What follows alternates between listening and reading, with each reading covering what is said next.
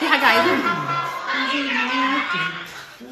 المهم العلاج في المانيا بيتصرف بقدر وبحذر شديد جدا جدا. مثلا انا كنت تعبانه مره وكان عندي احتقان في زوري ورحت للدكتور، فالمفروض ان هو بيكتب لك مضاد حيوي لان في التهاب وفي يعني انفكشن، في عدوى، فلازم تاخد مضاد حيوي عشان اللوز والحاجات دي تبتدي تقل تاني وتقدر تتنفس وتبلع وتبقى امورك تمام. فهو بعد ما كشف عليا لاحظ ان انا عندي التهاب ولكن ما كانش كتير قوي، فانا قدامي حل من اتنين، يا اما حالتي تتدهور ففي الحاله دي هضطر ان انا اخد مضاد حيوي، او ان انا اخف فمحتاجش ان انا اخد حاجه. فهو فضل يفكر كده شويه، بص في السقف وبعدين قال لي توعديني، اللي هو انا يعني عايزه ايه يعني، انا لسه شايفاك اصلا، اوعدك بمين؟ اوعدك بايه؟ هو احنا نعرف بعض؟ فراح قال لي sprichst du mir etwas، اللي هو توعديني بحاجه. عايز ايه؟ بني ادم انت عيان عايز مني ايه؟ راح قال لي هكتب لك مضاد حيوي بس versprochen بالالماني معناها يعني وعد، ما تاخدهوش الا لو حالتك ساءت وحسيتي ان انت خلاص يعني حاله حرجه خدي المضاد الحيوي، غير كده ما تاخديهوش.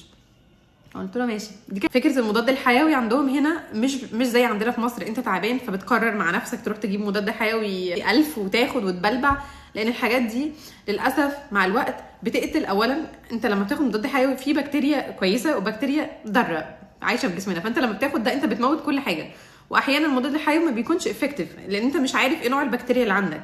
طبيعي ان انت تعمل مزرعه وتشوف، مش تزرع يعني تروح معمل ويعملوا لك مزرعه بكتيريا ويعرفوا نوع البكتيريا وتاخد ليها النوع المضاد الحيوي المناسب ليها، مش من نفسك انك تاخد اي نوع مع اي بكتيريا انت مصاب بيها، لان في الحالات دي بيحصل ان البكتيريا بتقاوم المضاد الحيوي وبتصبح ريزيستنت، بتصبح مقاومه، فما بينفعش معاها اي مضاد حيوي وبينتشر امراض تانية ملهاش علاج، فمهما اخدت مضادات حيويه بعد كده مش هتخف. حاجه تانية برضو تعرفك قد ايه هم يعني حريصين جدا في موضوع العلاج ده.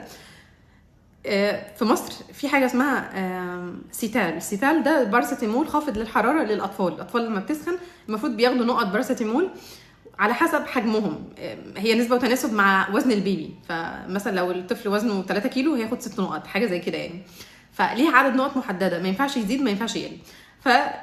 ده اللي انا عارفه ان في مصر دايما، فانا بنتي تعبت فاتصلت باخواتي في مصر هنعمل ايه، مش اديها ستال طبعا هنا اديها ستال دي ما فيش حاجه اسمها ان انا ادي طفل ستال من غير ما ارجع للدكتور، هنا الموضوع يعني في ريستريكشن شويه. فرحنا للدكتور بعدها فبقول لها اكتبي لي ستال نقط عشان السخونيه وكده، قالت لي لا ما فيش حاجه اسمها كده. فقلت لها ليه؟ قالت لي الستال بص بقى نظرتهم هم كالمان للستال بيبصوا له ازاي، بيخافوا ان الام تكون مش مركزه او قامت في نص الليل الطفل سخن او ايا كان فهي مش شايفه او مشغوله او بتعمل حاجه تانية فحطت عدد نقط اكتر، والنقط دي ممكن تضر الطفل، ممكن تعمل له تسمم لا قدر الله، فهم بيخافوا من الحته دي. فعشان كده النقط مفيش اي دكتور بيكتبها. يعني النقط دي مش موجوده في الصيدليه اصلا ولا انت مش عايزه تكتبيها؟ راحت قالت لي لا هي موجوده في الصيدليه بس مفيش دكتور في المانيا بيكتبها.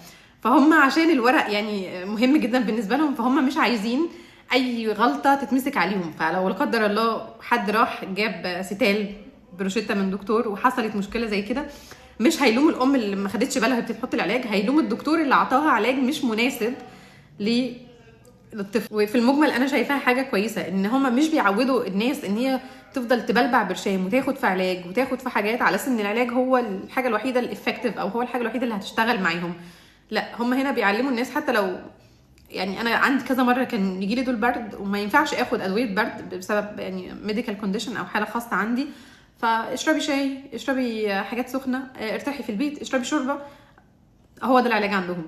ففكره ان انت تبقى معتمد على العلاج بشكل مستمر غلط، للاسف غلط. وللاسف كثره العلاج دي بتضعف مناعتك انت، فبتيجي بعد كده خلاص بيبقى جسمك لا يستجيب لاي نوع من العلاج هتاخده بعد كده، لان جسمك اتعود خلاص بقى في ادابتيشن مع الحاجات اللي بتاخدها دي. هنا الالمان من الناحيه دي على قد ما هم غلسين شويه، لان احيانا ببقى تعبانه مش عارفه مش لاقي علاج اخده او مش عايزين يكتبوا لي حاجه مناسبه، بس هي في النهايه بتعلمك ان انت لا، انا لو عيان المفروض في طريقه اتعالج بيها وفي طريقه اعيش بيها، مش دايما هعيش على علاج. عندي صداع دايما ماشي برشام صداع، عندي مش عارفه ايه دايما ماشي برشام مش عارفه للمعده. لا شوف ايه المشكله، بدل ما نفضل نعالج في السيمبتومز والكوز السبب هو موجود وبيزيد عندك، لا عالج السبب نفسه. عندك صداع ممكن يكون قله نوم، طب ما تنام كويس، بتشرب قهوه كتير قلل القهوه، عندك ارهاق، عندك ستريس، عندك ضغط نفسي، عندك اي يعني شوف المشكله وحلها، فهتعيش مرتاح يعني هتعيش. ولكن في حالات معينه بيبقى الموضوع سلبي، لان انا مثلا عندي الهيموجلوبين بتاعي قليل 10 11، فاقول له مثلا طب اخد حديد، يقول لي براحتك. براحتي ايه؟ انا بسالك انت الدكتور، اخد حديد ولا براحتك؟ ف دي حاجه من الحاجات اللي انا كذا مره يعني بالمنظر ده، وانا قررت ان انا اخد الحديد، والحمد لله ظبط معايا الهيموجلوبين وما حصليش مضاعفات. كان ممكن يحصل لي حاجات بعد كده لو انا ما كنتش اخدت الحديد. ومع ذلك ما حدش بيقول لك، الدكاتره هنا فهم هنا يعني مش بيجبروك تاخد حاجه، ما بيلجأوش للعلاج قد ما بيبقوا عايزين يعرفوا ايه السبب، ولو ما فيش سبب يبقى ما فيش علاج. يعني دي المانيا، لو حد جاي المانيا جديد تبقى عارف السيستم ايه هنا. ولكن في النهايه في ادويه ينفع تجيبها عادي جدا على فكره من الصيدليه، على مسؤوليتك الشخصيه وعلى حسابك. ده مش معناه ان في الصيدليه مفيش ادويه، لا في ادويه ينفع تاخدها عادي، ولكن انت اللي بتدفع ثمنها، طبعا على مسؤوليتك الشخصيه لان مفيش دكتور كتبها لك.